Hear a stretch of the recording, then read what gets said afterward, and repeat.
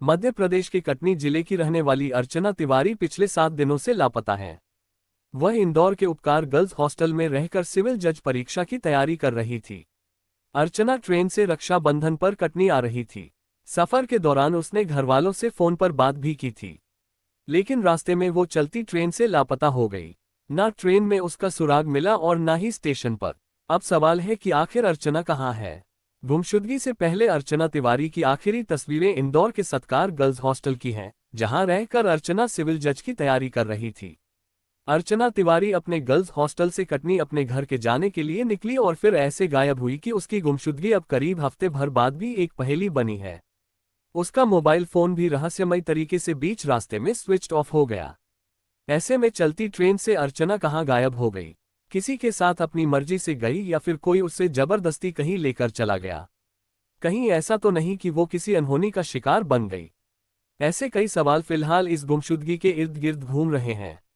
अब तक इतना तो साफ है कि वो इंदौर से ट्रेन में सवार हुई थी और उसने भोपाल तक का सफर भी आराम से पूरा किया था, लेकिन इसके बाद आधी रात को अपनी सीट से कैसे गुम हो गई, फिलहाल पुलिस को यही पता लगाना है। इंदौर से कटनी तक के 689 किलोमीटर के फासले में अर्चना की गुमशुदगी का सच जानने के लिए उस ट्रेन की रूट की स्कैनिंग जरूरी है, जिससे अर्चना ने अपना सफर शुरू किया था। 7 अगस्त की दोपहर को अपने हॉस्टल से निकल अर्चना इंदौर रेलवे स्टेशन पहुंची थी और यहां से 18,233 इंदौर बिलासपुर नर्मदा एक्सप्रेस में सवार होकर घर के चली भी थी। ये ट्रेन शाम 4:10 पर इंदौर से रवाना होती है। अर्चना की गुमशुदगी की जांच कर रही पुलिस को उसके ट्रेन में सवार होने और अपने सफर की शुरुआत करने की जानकारी मिल चुकी है। ऐसे में पहली उसके चलती ट्रेन से गायब होने की ही है। अर्चना के पास इंदौर बिलासपुर एक्सप्रेस ट्रेन का टिकट था। एसी कोच नंबर B3 में बर्थ नंबर 3 उसके नाम पर बुक था, जो कि बिल्कुल दरवाजे के पास की टॉप बर्थ होती है। अर्चना अपनी बर्थ में बैठी भी थी, जिस पुष्टि को पैसेंजर्स ने की है। यहां तक कि इंदौर से चलकर जब ट्रेन भोपाल के करीब पहुंची थी तो उसकी फोन पर अपनी चाची से बातचीत भी हुई थी। तभी रात के 10:16 हो रहे थे। इसके बाद उसके अगले रोज सुबह 6:50 पर कटनी साउथ रेलवे स्टेशन पर उतरना था, लेकिन अर्चना को लेने पहुंचे उसके घर वालों को तब जोर का झटका लगा, जब अर्चना अपनी कोच से बाहर ही नहीं निकली। नर्मदा एक्सप्रेस इस स्टेशन पर बमुश्किल 5 मिनट के लिए रुकती है, इसलिए इससे पहले कि घर वाले उसके बारे में जानकारी जुटा पाते ट्रेन स्टेशन से आगे निकल चुकी थी। ऐसे में घर वालों ने उमरिया में रहने वाले अपने रिश्तेदारों को फोन कर अर्चना के ट्रेन से ना उतरने की जानकारी दी और कहा कि वो ट्रेन के कोच नंबर B3 में चढ़कर अर्चना के बारे में पता करें। रिश्तेदारों ने कुछ ऐसा ही किया, लेकिन मामला तब और उलझ गया जब अर्चना की बर्थ पर उसका बैग तो रखा मिल गया, लेकिन अर्चना का कोई भी अता पता नहीं था। को पैसेंजर्स ने रात तक अर्चना को देखने की बात कही थी, लेकिन इसके बाद किसी को उसकी गुमशुदगी का कुछ भी पता नहीं चला। और तब अर्चना के घर वालों ने कटनी के रेल थाने में यानी GRP में अपनी बेटी की गुमशुदगी की रिपोर्ट लिखवाई, जिस पर 0 FIR दर्ज कर कटनी रेल पुलिस ने FIR भोपाल ट्रांसफर कर दी। अब इस मामले को लेकर कई थ्योरी सामने आ रही हैं। थ्योरी नंबर -1, कहीं नर्मदा नदी में कोई हादसा तो नहीं हुआ। जाहिर है अब तक की ये कहानी ये इशारा करती है कि अर्चना ने इंदौर से भोपाल तक का सफर पूरा किया था और इसके बाद वो आगे भी गई थी, लेकिन इसके बाद वो बीच रास्ते में गुम हो गई। पुलिस ने जब उसके मोबाइल फोन की CDR निकाली तो पता चला कि उसका फोन नर्मदापुरम रेलवे स्टेशन के आसपास तक स्विच्ड ऑन था, लेकिन इसके बाद फोन ऑफ हो गया। ट्रेन नर्मदापुरम रात को 11:26 पर पहुंचती है। यहीं से होकर नर्मदा नदी भी गुजरती है। ऐसे में एक आशंका इस बात का भी है कि कहीं वो चलती ट्रेन से नीचे नदी में गिर तो नहीं गई।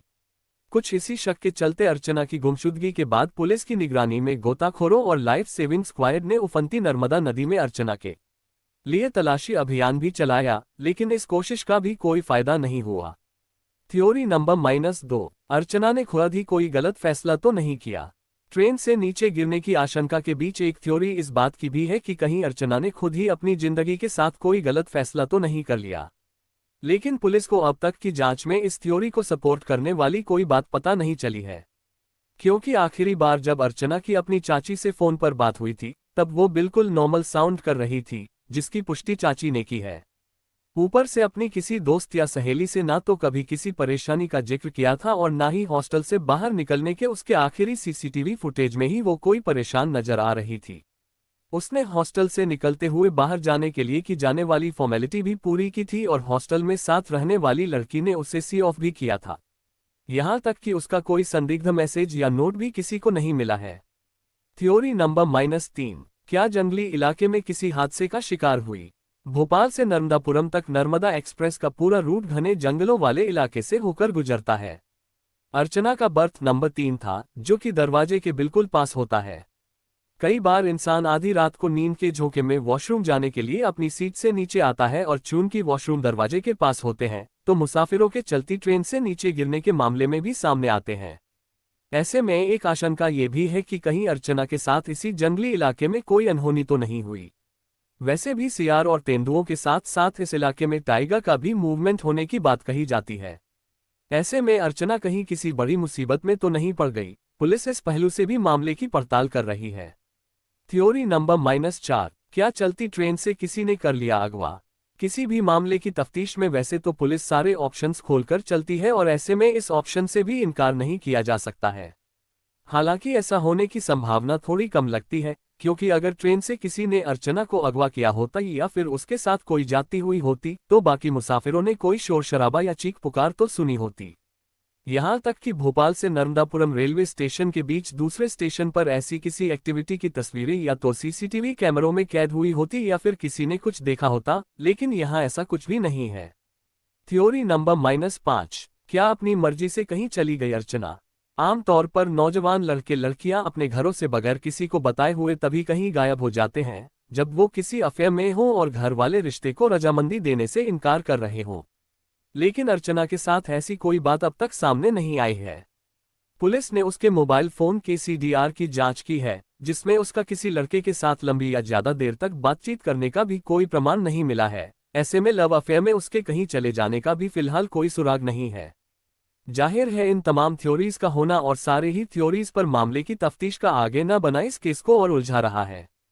कटनी में अर्चना के घरवाले तो परेशान हैं ही, वहां के आम लोगों ने भी शहर की एक होनहार बेटी के यूं गुम हो जाने पर उसने ढूंढने का मिशन शुरू किया है।